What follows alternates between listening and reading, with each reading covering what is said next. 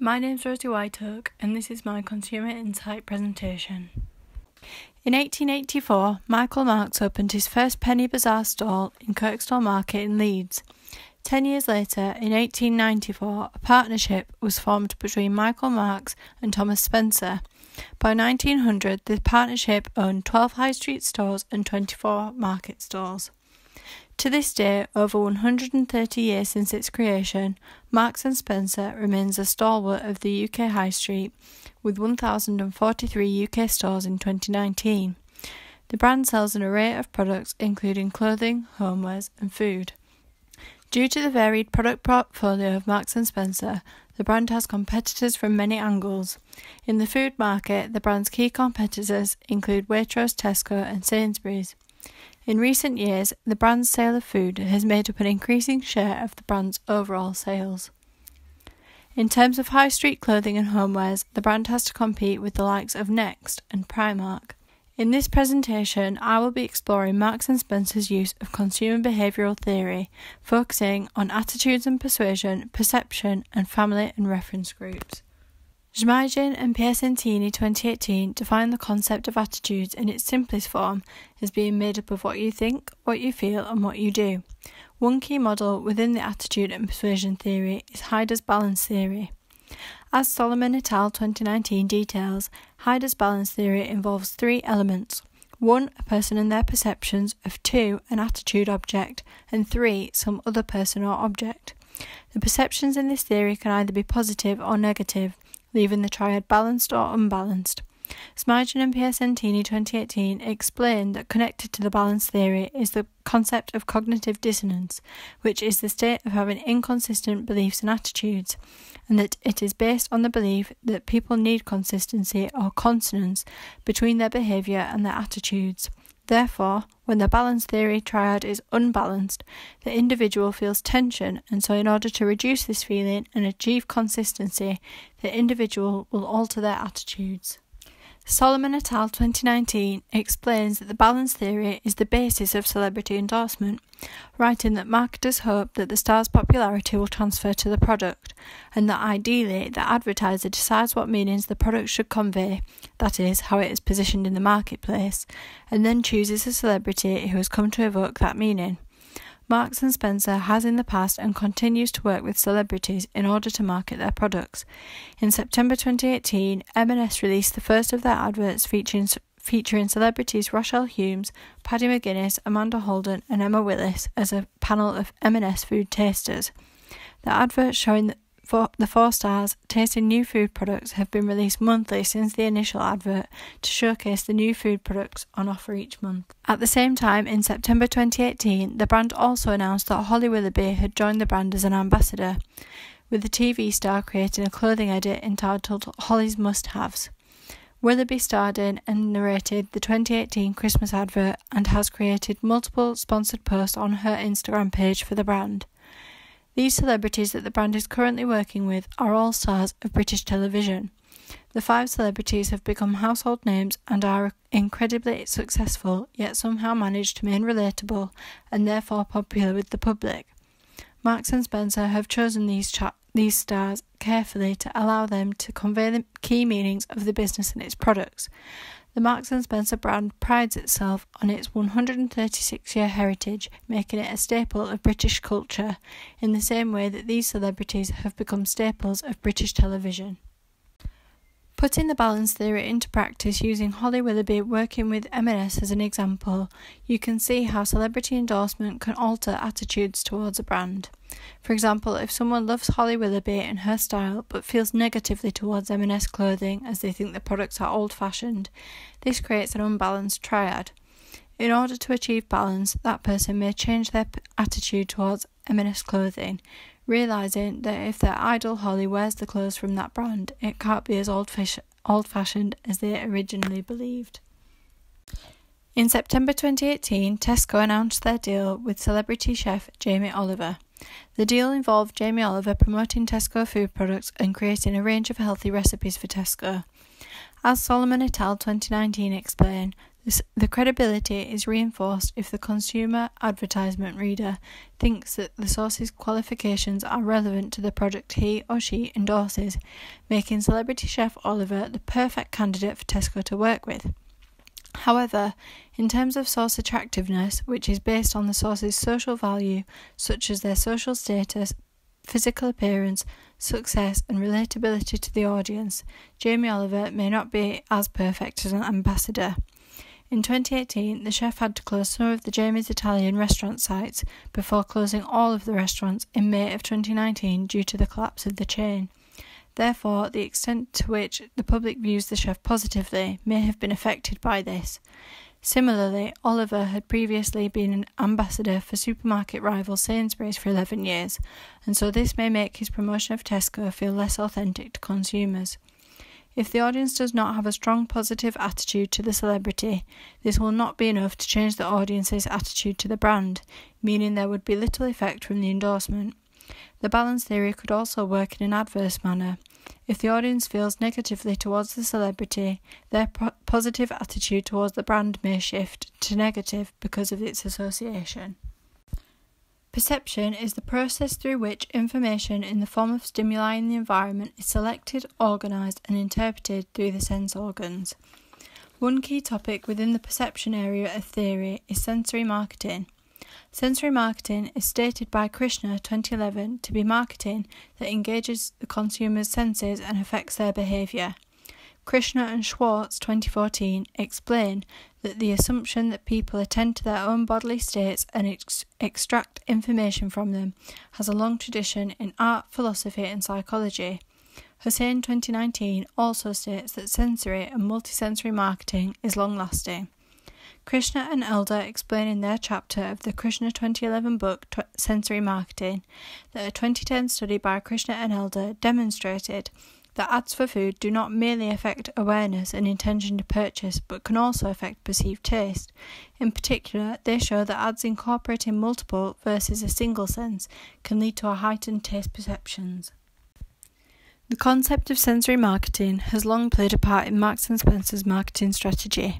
From the in-store bakeries creating the smell of baking, alluding to the thought that a fresh batch has just been brought out of the oven, to the way in which food is showcased in their advertising. M&S Food Advertising first debuted its well-known Not Just Food campaign in 2004. This campaign launched what is now considered to be M&S's signature food advert style and is still echoed in their food advertising to this day. The various food products are shown close up, often with a spoon or forkful of the food being pulled away to highlight the inside of the food and the sauce or juices oozing from within.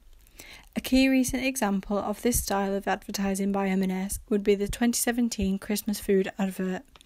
This advert in particular shows gravy oozing out of a pie, berries popping and bacon sizzling. This imagery used targets the audience's visual senses with the vivid colours and also somewhat targets the audience's taste sense, as the food is shown in a way that would make the audience's mouth water as a natural response to the stimulus.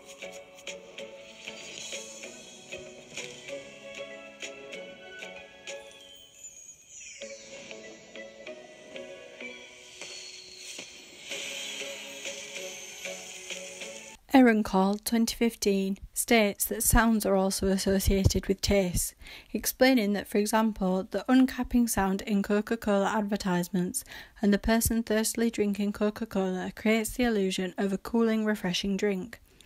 The music used in this particular M&S food advert emphasises certain moments such as the fork hitting the pastry, the popping of the berries and the sizzling of the bacon, highlighting qualities of the food, for example, the satisfying crunch one would experience when biting into the pastry, therefore targeting the audience's sight and hearing senses at once. In 2017, Tesco launched their Food Love Stories campaign, which continues to air to this date. The campaign's intention is to promote the quality of Tesco's food, in the same way that M&S's food adverts aim to showcase the quality of their food products. Similar to the M&S adverts, these adverts showcase the imagery of the food and accompanies the footage with sounds. In this particular advert, the viewer can hear the scallops and prawns sizzling in the pan. Unlike the M&S food adverts, these Tesco adverts include a story as well as the food, with this advert showing how Laura creates the meal for her dinner party at home with her friends. Seared scallops and prawns in a beurre blanc. Tesco Finest Franciacorta adds a citrusy sparkle to the creamy butter in the sauce. Then I finish it with shards of beach smoked pancetta for a salty crunch. It was my absolute favourite when we ate out. When we could eat out.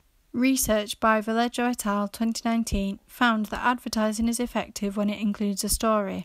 It awakens consumer interest and causes their attention, intensity of their memory and brand recognition to increase compared to spots that do not use this technique.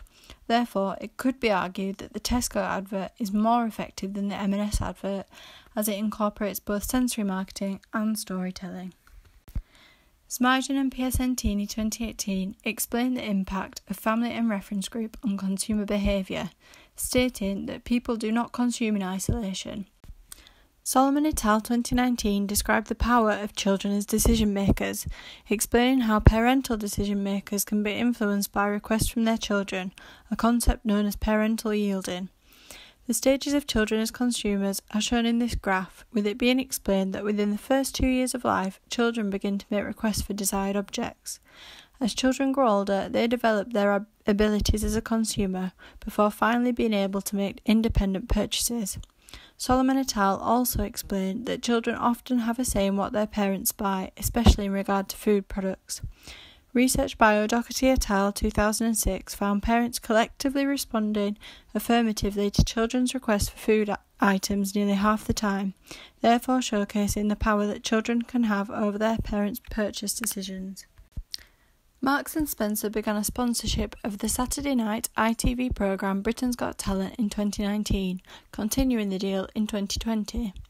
In the adverts created for the sponsorship of the show in 2020, different food products are showcased, while items such as salt and pepper shakers are brought to life with facial features and voiceovers by the Britain's Got Talent judges.